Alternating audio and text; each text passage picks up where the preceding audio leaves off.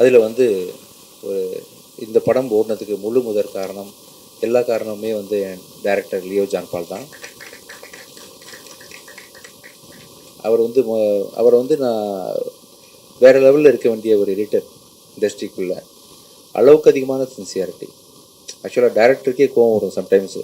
ஆனால் அவர் டேரக்டருக்காக தான் பேசிகிட்டு இருப்பார் லியோ.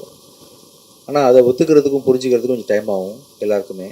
பட் கெட்ட பேர் வேணாலும் பரவாயில்ல, நான் வந்து உண்மைக்கு பக்கம் நிற்பேன், நல்லது தான் சொல்லுவேன்ற மாதிரி பல விஷயங்கள் அவர் பிடிவாதமாக இருந்ததை பார்த்து தான் அந்த வாய்ப்பை நான் உங்களுக்கு கொடுத்தேன். ஆக்சுவலாக நானே சில சமயம் கோவப்பட்டிருக்கேன், என்ன லியோ அப்படின்ட்டு கேட்டிருக்கேன். ரொம்ப யோசித்து பார்க்கும்பொழுது அவர் வந்து தான் வேலைக்கு ரொம்ப உண்மையாக இருந்திருக்காருன்றதை நான் உங்களுக்கு புரிஞ்சுக்கிட்டேன். கண்டிப்பாக சொல்கிறேன், லியோ வச்சு நீங்கள் ஃப்யூச்சரில் யார் படம் எடுத்தாலுமே கண்டிப்பாக ஒரு ரொம்ப சின்சியராக, யார் வந்து சொன்னாலும் அந்த படத்துக்கு உண்மையாக ரொம்ப இருப்பார்.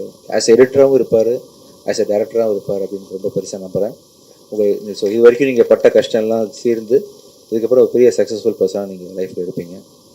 இவரை லான்ச் பண்ணுறது, நல்ல மனுஷனை லான்ச் பண்ணுறது மூலமாக சந்தோஷப்படுறேன். அடுத்தது வந்து என்னோடய தங்கச்சியோட சன் அஜய், பிச்சைக்காரன் படத்தில், ரோமியோ படத்துலலாம் எனக்கு ஏடியா ஒர்க் பண்ணார்.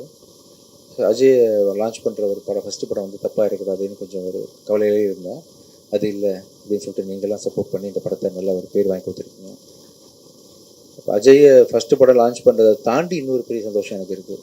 அது வந்து எவ்வளோ கோடி கொடுத்தாலும் கிடைக்காத ஒரு சந்தோஷம். ஆக்சுவலாக எவ்வளோ கோடி கொடுத்தாலும், நான் இன்னும் எவ்வளோ படம் நடித்தாலும் சரி, இதுக்கு முன்னாடி நடிச்சிருந்தாலும் சரி, பிச்சைக்காரன் 1க்கு ஈக்குவலாக வந்து எந்த படமே இருக்க முடியாது. ஏன்னா 100 சாமிகள் இருந்தாலும் அம்மா உன்னை போல் ஆகிடுவான்ற மாதிரி அந்த ஒரு படத்தை எனக்கு